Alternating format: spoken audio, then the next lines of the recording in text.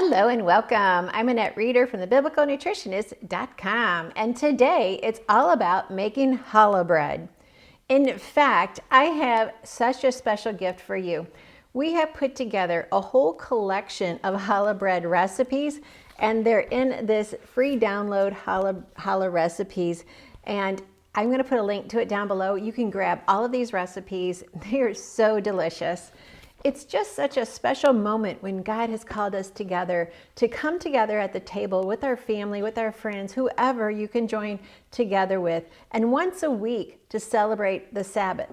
And part of celebrating the Sabbath is breaking bread together. In the book of Acts, it teaches how they continue to meet and to pray and to break bread together. Well, that's what we are called to do at least once a week for the Sabbath. Join together with your family, friends, and even if it's just you, just having that moment of Sabbath moment and breaking bread. And challah bread is what's usually served in the Jewish tradition. Well, I like to think sometimes I am Jewish. I'm not, we looked, but I'm not, but I am grafted in, and that's the beauty of it. So today we're gonna make challah bread. Not only challah bread, we're actually, in this recipe book, I'm gonna be making the garlic rosemary challah bread. Talk about savory, right? Okay, so we're going to be making that today.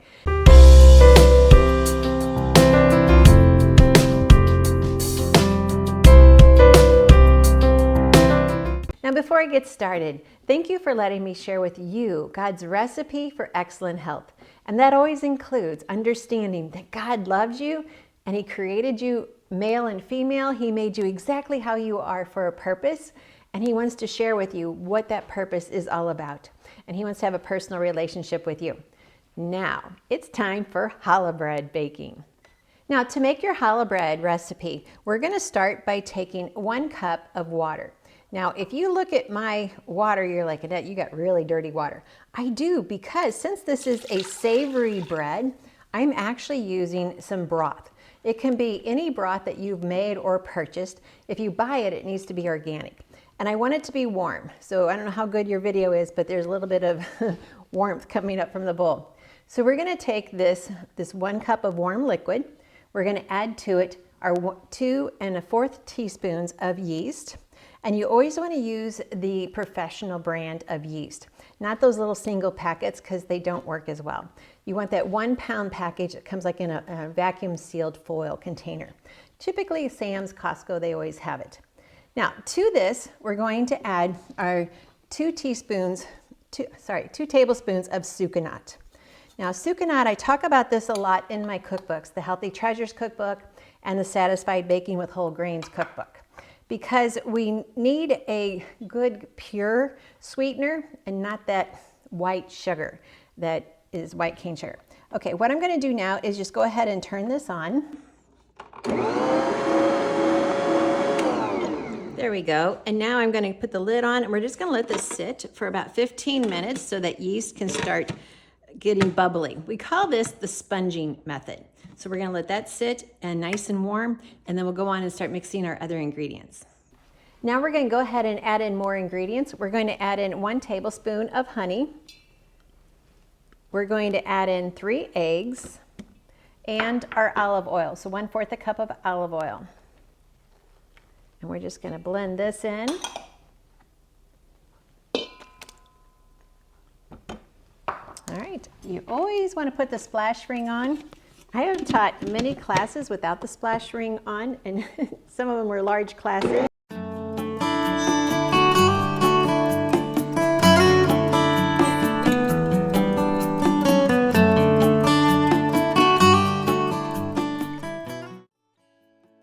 Now I'm going to add in 2 cloves of garlic that have been freshly minced. If you don't have fresh garlic, you can go ahead and use powdered, just granulated, dried garlic.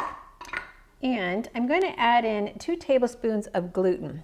Now, gluten is an organic product that you can buy it organic, but it's going to help me get a lighter texture in my bread, and that's the way my family prefers it.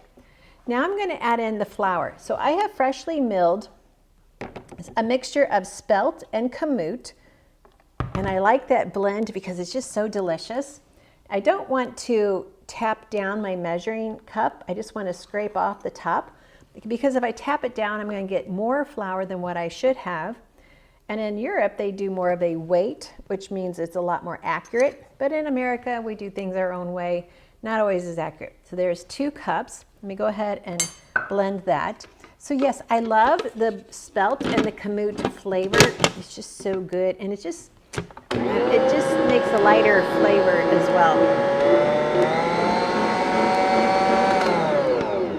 All right, so I just wanted to get that blended in. And now I'm going to go ahead and do number 3.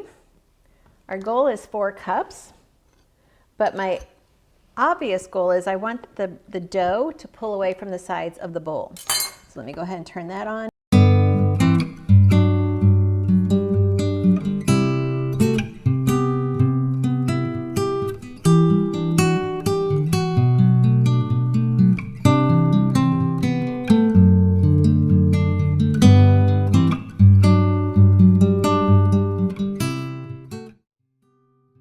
Now you could totally be doing this by hand. You don't need the Bosch mixer. I just always love using my Bosch mixer. It's just easier. Just want to make sure there's nothing. They have paddles that they put with this that will always automatically scrape down the sides. I just forget to add them on. So I'm going to keep adding flour until I get that dough to pull away from the sides. Okay, so I'm just going to start with 1/2 cup.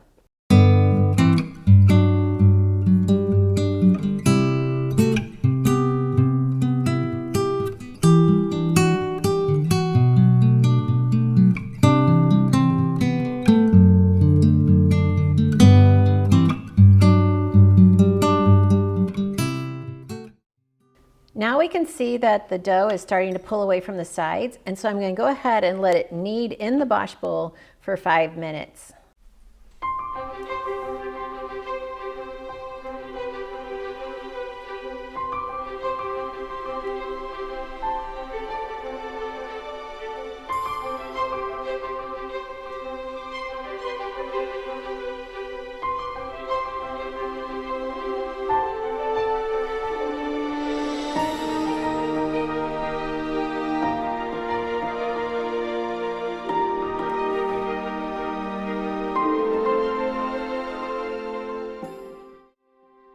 Now I kneaded my dough in the Bosch mixer, and just look at that dough. Isn't it just gorgeous? When you poke your finger down, you can see it just kind of pokes in, and then it kind of starts to come back. This is perfect. Now, I would say this is amazingly perfect, except I forgot to do one step. It's called garlic rosemary bread, and I forgot to add the rosemary. Now, so what I did, and the reason is because I didn't have it already ready on my counter to show you.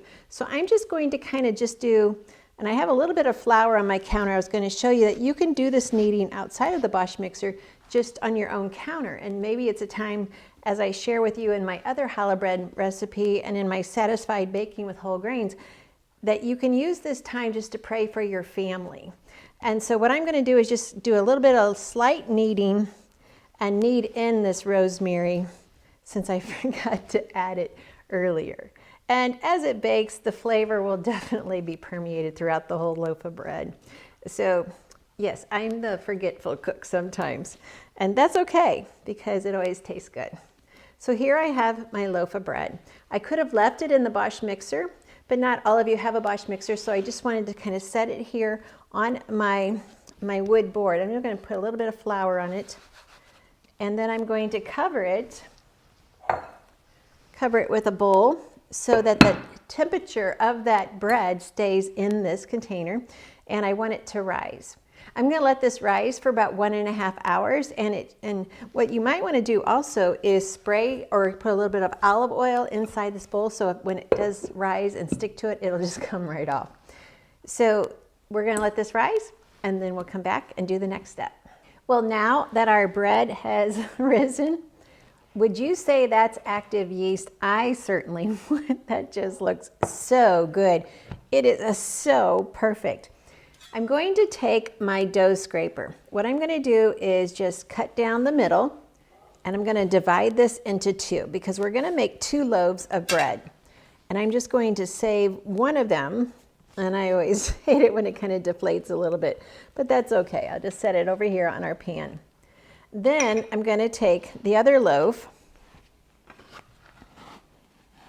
and I let it sit on my board here, so it got a little bit sticky to it. And what I'm going to do now is I'm going to put just a little bit of flour on my counter.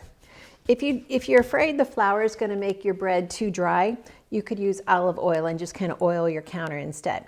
Now the question is, do you want to make three strand braid or a 4-strand braid? Do whatever you're comfortable with. I'm going to go ahead and cut this in half, and then I'm going to cut my halves in half, and I'm going to have 4 strands. To be quite honest, I've done the 6-strand bread. Yeah, that I still have not mastered that. And I have friends who have tried to teach me over and over and over, and I'm like, it still doesn't come out right. So I don't really want all of this flour in my bread, so I'm going to kind of push that aside. And I want all 4 strands to be the same length and the same size, and that's going to make the best braid. And so this is going to make 2 loaves, so 1 for you and 1 to share. Okay, there we go. 1. Let me make another one. Oh, this feels, I love it when bread is really perfect and it feels like such fun to play with. And if you have kids or grandkids there in the kitchen with you, give them a piece of dough and just let them play with it. And you know, in the back of this handout of these recipes are some other shapes that you can do with this dough. And I'm so glad Tracy, the one who puts together our handouts for us, she did that, and it's like, oh, what a great idea. Just some fun things. So make sure to get these recipes, you need to go to our Biblical Nutrition Academy, which is where we have all of our courses. And one of the courses is called Celebrate Jesus. And it's a free course just for you. When you go into Celebrate Jesus, one of the courses is the Sabbath. One of the classes in that is the Sabbath. And under Sabbath, you're going to find these recipes. So if you email us, we're going to say go to biblicalnutritionacademy.com. That's where all of our courses are listed. Choose Celebrate Jesus. Click on that. It's totally free. And in Celebrate Jesus, besides learning about all of the biblical feast, you also can choose the one about Sabbath, and it's totally free. Okay, so I have our 4 strands, and now we're just going to go ahead and braid these. Yes, you can. All right, I like pinching my ends just so that they stay together well, and I'm just going to go over 2, and then come over 2. And then I'm going to go over 2 and come over 2. And I'm going to come over 2. And I'm going to come over 2. I'm going to come over 2. I think you got the counting down. Okay.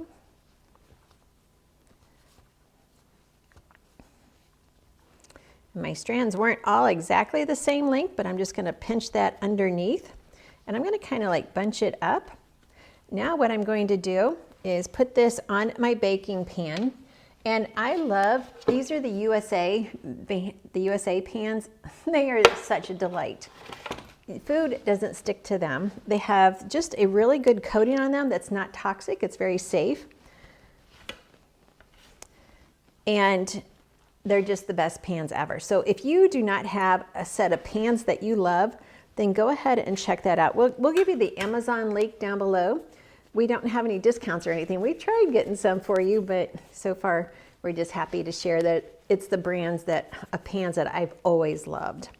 And I think they're a fabulous company. They're on our biblically approved list. So we have a list of companies that are biblically approved. In other words, we've done a lot of extensive work to make sure companies are promoting products, and with the money that they make on their product sales, they're not using it against us as Christians.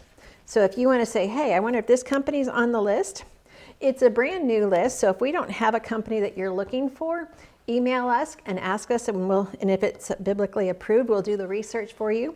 And we'll put it on the list if it meets our criteria. So I was going to say I like spending money. Actually, I do. But I want my money to go to companies that aren't going to turn that money income against me. So I think you know what I'm talking about. So remember, this is our Sabbath bread, but it's a bread you can use any time of the week, any time of the year for any celebration, or just your weekly bread. And if you get this printout, you're going to see all kinds of different other flavors. I can't wait till we get together and make the chocolate one together. All right, so I almost have my second loaf ready. And make sure you read the directions carefully so you don't forget to add the rosemary when you're supposed to. But we're still going to decorate with the rosemary, so it's still going to have the touch. All right, so again, I'm just going to go ahead and quickly braid this, and then we're going to top it off with our decorations and our egg white. So now I'm going to go ahead and coat this with my egg wash. I just take one egg, blend it up really well, and then take a pastry brush and just paint the top of this.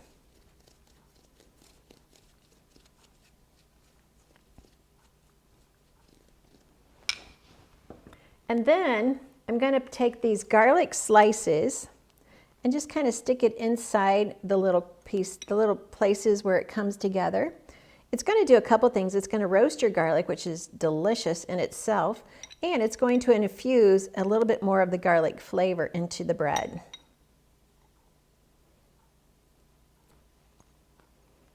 And then we're going to do the same thing with our little rosemary twigs here. We're just going to put them into the bread as well. Some people are going to say, I don't want to eat rosemary that still looks like a stick. That's okay. It's just kind of for decoration, and it really just makes it look so pretty. There we go. Still have a few more garlic. I'll press them in. And then we're going to top it with some seeds. What I do is I keep a mixture of my seeds always ready to go. I blend my seeds. So I will have the flax seed, the sesame seeds, the chia seeds, and even some of the other seeds, and just keep them mixed up and just sprinkle it on top of my bread like so. And then we will bake it, and it's going to look delicious. All right, so I have preheated my oven. It's ready to go. I got a few more sprigs here. Let me just go ahead and add a couple here to make that look good. There we go. We're going to bake this for 30 minutes and make sure the internal temperature is 190.